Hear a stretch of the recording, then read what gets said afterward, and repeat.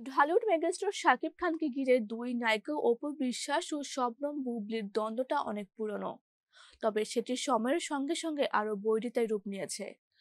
সবশেষ শবনম বুবলির জন্মদিনকে কেন্দ্র করে এই দুই নায়িকার কোন্দলের চিত্র আরো একবার সামনে এলো।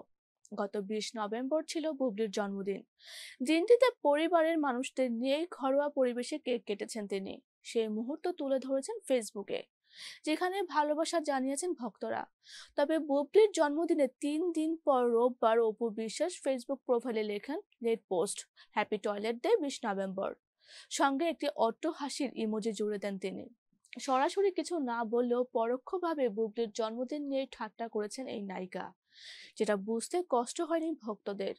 কারণ 2022 সালেও বুবলির জন্মদিনে খোঁচা দিয়েছিলেন অপু বিশ্বাস।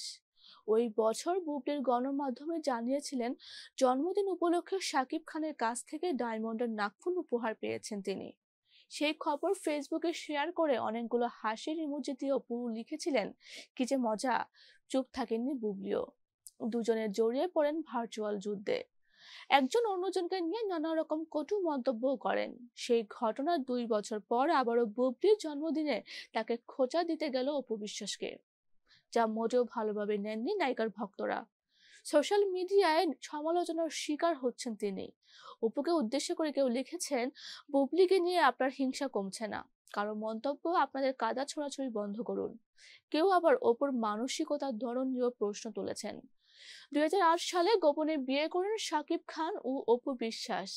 এরপর 2016 সালের 7 সেপ্টেম্বর জন্ম নেয় তাদের প্রথম সন্তান আব্রাহাম খান জয়। 2018 সালের ফেব্রুয়ারিতে অপু বিশ্বাসের সঙ্গে ডিভোর্সের পর একই বছরের 20 জুলাই বুবলিকে বিয়ে করেন শাকিব খান।